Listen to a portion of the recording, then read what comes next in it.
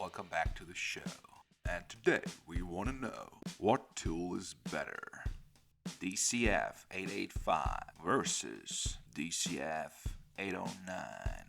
In other words, brushed versus brushless. It looks like their specs are kind of like the same. It's about time for a comparison. Ready to roll.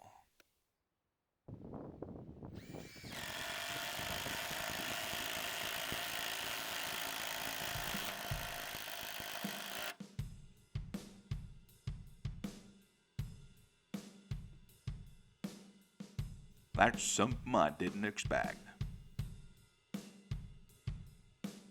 Coming up next. And since we're an aspiring channel on YouTube, we need to move on. Shiny looking device from Dewalt. Magnetic sleeve for impact ready bits. So I've grabbed all my bit sets and compare. What is golden, what is junk?